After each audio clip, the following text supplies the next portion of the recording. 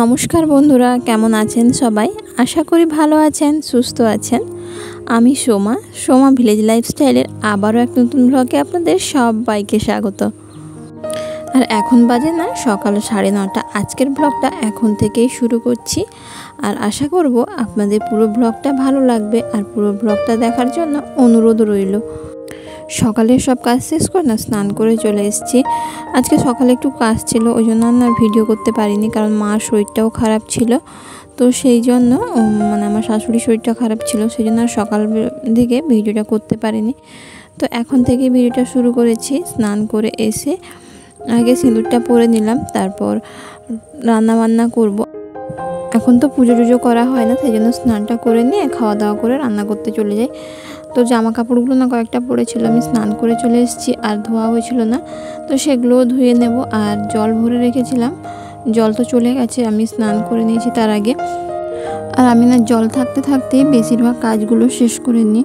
তো সজলধারার জল ওই 8টা থেকে 9:30 পর্যন্ত দেয়, ওই জন্য আমি কি করি, সকালবেলায় বেশিরভাগ কাজগুলো তাড়াতাড়ি শেষ করে নেওয়ার চেষ্টা করি। আর এখন একটু কাজ কেন, ওই ঘরে ঝাড়া মোছা হচ্ছে, তো জন্মাসুচ ভাঙবে বুধবার দিন, তো সেই জন্য একটু ঘরের বেশি কাজ চলছে, ওই জন্যই দেরি হয়ে যায়। না হলে এমনিতেই আমার ওই 8টা 8:30টার মধ্যেই কাজ শেষ হয়ে যায়। তো আমি তখনই স্নান করে নিতাম, কদিন বেশ কাজ চলছে বলে, আর সেই জন্য স্নান করার টাইমটা দেরি হয়ে যাচ্ছে।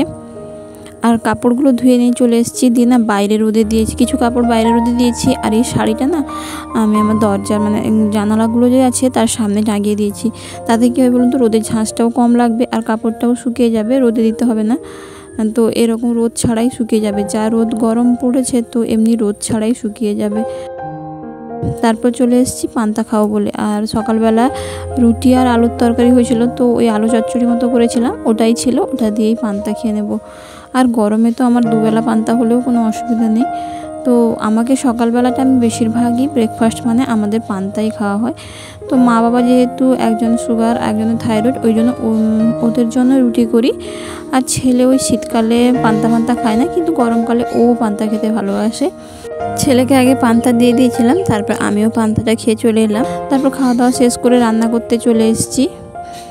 আর রান্না করবো বলে হাঁড়িতে ছাইটা ঘষে দিলাম, তারপর উনুনটা ধরে দিলাম।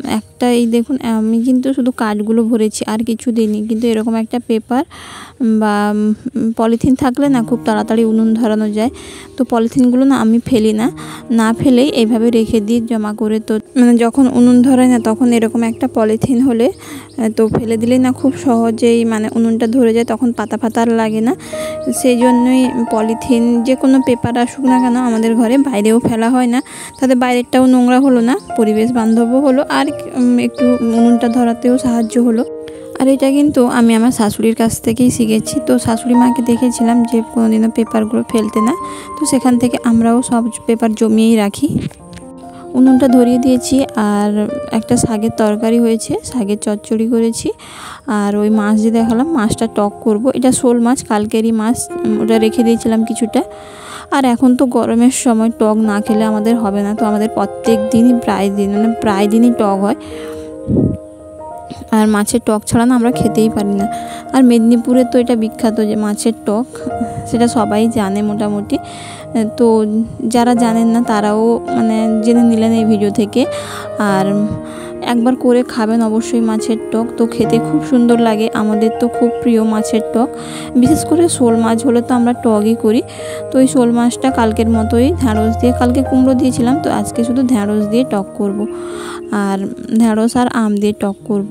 আর এদিকে উচ্ছেটা কেটে রেখেছি না, এটা একটু উচ্ছেটা ভাজা করব। ব্যাস এই 2-3টেই রান্না করব, কারণ যা গরম পড়েছে, এতে না বিশেষ কিছু খেতেও ইচ্ছে করছে না। আর এই গরমে না বিশেষ কিছু রান্না করতেও ইচ্ছে করে না। আরও রাতের তরকারি হবে। তো রান্নাবান্না শেষ করে চলে এসেছিলাম, দিয়ে না আমচুরটা না রোদে দিতে মনে নেই, ভুলেই গেছিলাম। তো আমচুরটা না রোদে দিয়ে এলাম। এটা না ওই যে গাছ ভাঙা হয়েছিল, গাছটা কাটা হয়েছিল, তো ওখান থেকে বেরিয়েছিল। আর সেগুলো তো আমি আমচুর বানিয়েছিলাম, সেটাও আপনাদের দেখিয়েছি। তো সেই আমগুলো না আঁটি হয়েছিল না, ওই জন্য আমচুরগুলো এভাবে নেতিয়ে গেছে। আমচুরগুলো রোদে দিয়ে চলে এসেছি। তারপর নাতটা দিয়ে দেবো উনুনে, তার জন্য ঝাঁটটা দিয়ে দিয়েছি, ঝাঁটটা দিয়ে নাতটা দিয়ে দেবো। তারপর আমি শ্বশুর শাশুড়িকে খেতে দেবো, খেতে দিয়ে তারপর আমি খাবো।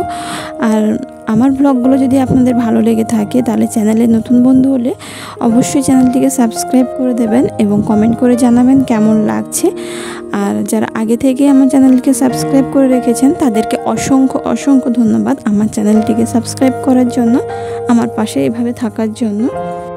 খাওয়া দাওয়া শেষ করে নিয়েছি, শ্বশুর শাশুড়িকে তো আগেই খেতে দিয়ে দিয়েছিলাম, তারপর আমিও খেতে বসে গেছিলাম। তো খাওয়া দাওয়া শেষ করে আমি এখন চলে এসেছি বাসনগুলো মাজবো বলে। আর এই রোদের মধ্যে না পুকুর পাড়ে যাইনি, এখানেই বাসনগুলো মানে কলের কাছে বাসনগুলো সব মেজে নিলাম। আর খাওয়া দাওয়া করে না একটু রেস্ট নিয়ে বিকেলে আবার একটা জায়গায় যাওয়ার আছে। তো বিকেলে একটু আমি আমার মানে যে নেটওয়ার্ক মার্কেটিংয়ে কাজ করি, তো ওখানে কিছু জিনিস আনার আছে, তো ওই জিনিসগুলো আনতে যাব। এই গরমে না কোথাও যেতে ইচ্ছে করে না, কিন্তু কি করব, যেতে তো হবেই, কারণ যখন ওটার সাথে জুড়ে আছি তো ওটা তো আমাকে দেখতেই হবে। ওটার সাথে জুড়ে আছি তার কারণ ওখান থেকেও আমি ছোটোখাটো কিছু ইনকাম করি, যাই ইনকাম করি তাতে হয়তো আমার হাত খরচাটা বেরিয়ে যায়।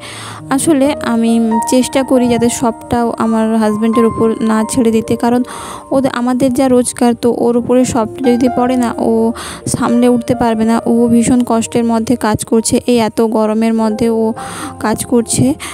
আসলে সংসারটা যেহেতু দুজনের, তাই দুজনকেই চেষ্টা করতে হবে সংসারটাকে ভালো করে সাজিয়ে গুছিয়ে নেওয়ার। তো তার জন্য দুজনকেই পরিশ্রম করতে হবে, গরম লাগুক আর শীত হোক গরম হোক, দুজনকেই সমানভাবেই কাজ করতে হয়। তো এখন অনেকটা সময় পেরিয়ে গেছে আর আমি এখন রেডি হয়ে নিচ্ছি যাব বলে। আর যাওয়ার সময় আমার এক কাকি শাশুড়ি এসেছিলো, তো কাকি শাশুড়ির কাছ থেকে কিছু টাকা পেতাম, ওই দোকানে মানে কাপড় দোকানে কিছু টাকা পেতাম, ওটাই দিতে এসেছিলো। তো আমি যে কাজে বেরিয়েছিলাম চলে এসেছি, এখন প্রায় 8:30 মতো বাজে। আর আমার সঙ্গে কে এসছে দেখুন, তো আমাদের টুকাই, আর টুকাইয়েরই কিন্তু বনু হয়েছে। কি খাচ্ছিস তুই বলে দে, কি খাচ্ছিস?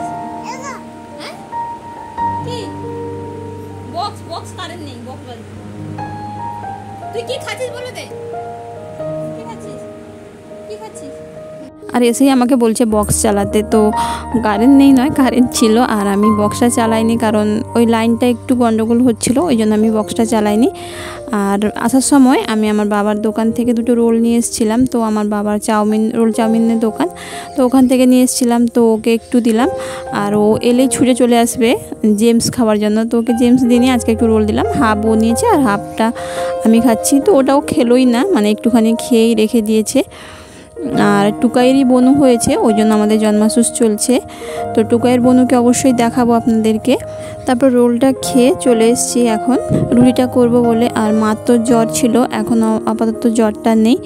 তো রুটিটা করে নিয়ে তারপর তরকারি তো করাই আছে, দুপুরে তরকারি করে রেখেছি, রুটিটা করে নিয়ে তারপর শাশুড়িকেও রুটিটা খেতে দিয়ে দেবো আর শ্বশুরমশাইকেও খেতে দিয়ে দেবো।